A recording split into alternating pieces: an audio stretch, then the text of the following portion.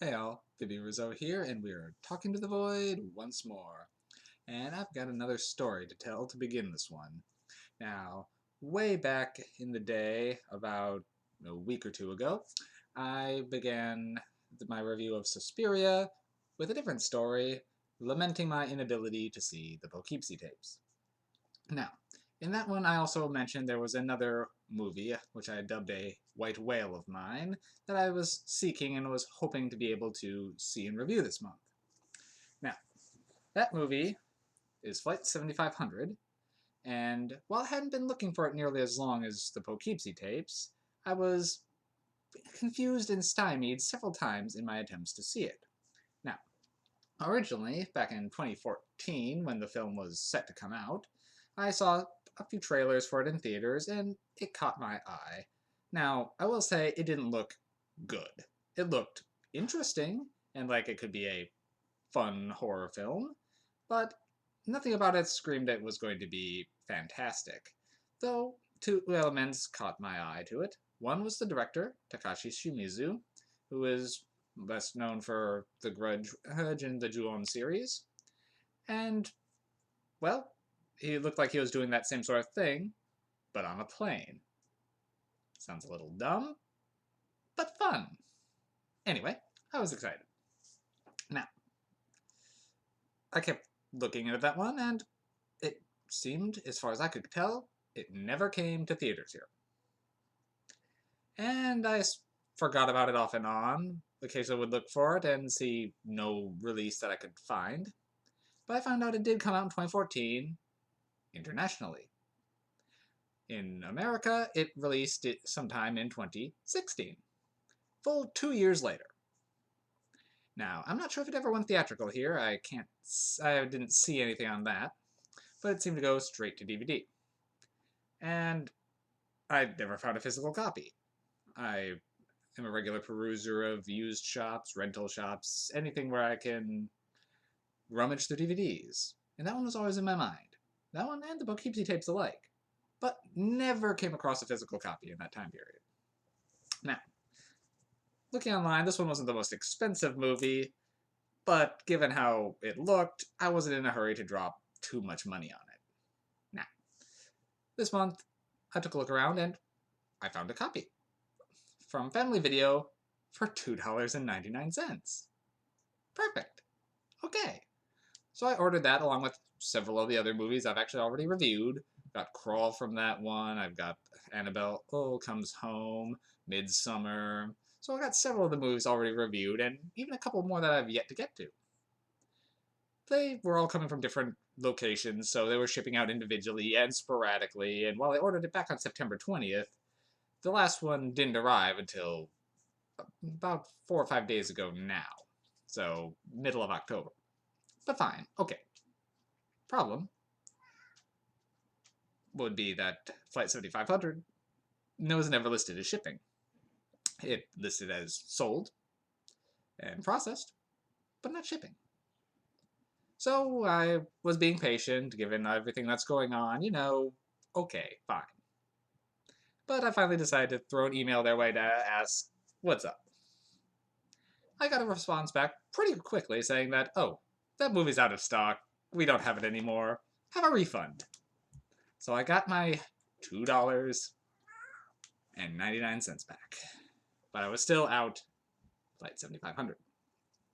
But I did have a bit of a saving grace. A friend of mine who has been watching along and saw my earlier lament about the Poughkeepsie tapes, and whom I had ranted personally to about this little incident, went out and he initially said he was going to send me the Poughkeepsie tapes, which he did. But hiding in that package was also Flight 7500. So, I will get to you soon enough. But for today, we finally saw Flight 7500. This movie, despite me knowing it wasn't probably going to be very good, had become a burning obsession to see. So, despite me hearing the Poughkeepsie tapes is good, and is pretty decently regarded, I've never heard any review on this movie. I know no one who's actually seen it. So, I had to go for it. And I'll say straight up, it's not very good. So, I alluded to a bit of the plot, but here's a little more detail. So, Flight 7500 takes off from California to Japan, and a little bit about 4 hours into the flight, they experience some severe turbulence. Now, afterwards, a passenger who had been acting a little shifty, particularly around a little case that he was guarding with his life, seemed to exhibit some bad symptoms involving blood, twitching, shortness of breath, and loss of teeth. Now, he passes away very quickly, and shortly thereafter, strange things start happening on the plane. Is this passenger haunting them? What is in the mysterious box? And other questions. Now, it was an interesting setup, but it falls apart in execution and practical little effects, really. So, one of the main problems I was having is I couldn't see a lot of what was going on half the time. I mean, the lights in the plane are dimmed. And like one of the first times you're supposed to be able to see like a ghost reflection, I couldn't see it. Like, a woman, like, and exits something on her laptop and then jumps as if seeing something. And I was confused. I saw nothing. I actually rewound it. Watched. Still didn't see it. Paused it on it. I couldn't see what the heck she was freaked out about. That's a problem. You can't scare me with nothing. You can scare me with the illusion of something, but there actually has to be something. Now, a couple other instances, there were some dark scenes where you couldn't quite make out what was going on. And on more than one occasion, it seemed to cut away before you could actually see what happened. So there were way too many instances of things happening off camera or being too dark to see, which was a bit of a letdown here. So, wasn't too thrilled with the overall atmosphere. They had some interesting things they brought up. They discussed Shinigami, which doesn't appear in film very often, and a few of the concepts of that which did play into the film in an interesting way. I do appreciate a bit of that. And also, there is a twist in the movie, because, of course there is. And while it wasn't the most unpredictable of twists, how they handled it was interesting. Now, the problem I'm having overall with that is the movie is only 80 minutes long, so it's a very short movie. But to pull off a twist like this, they really needed more build-up, more explanation about why some of this was happening, and we really didn't get it. We needed another 10 to 20 minutes just to get to know these characters for this to have the emotional punch that it was trying to have. So, a little bit of a letdown in that regard, but I was still quite happy to have finally seen it. I did enjoy watching it, even though it wasn't very good. Now, that twist was its saving grace, and in a better film, could have made this very interesting.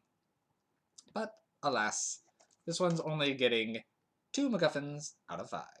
It wasn't a complete waste of time, but yeah, this one really kind of fell through. But, as before, I was expecting it to. Everything about this screamed that this was not going to be good. The premise was cheesy. The fact that it disappeared for so long, clearly the makers did not have a lot of faith in this film. And I can see why. It's not surprising. But overall, glad I finally tracked it down. Crossed that one off the bucket list. It's finally done. Well, we'll get to the Poughkeepsie tapes probably early next week. It won't be my next review, likely, but it is finally coming. Whew.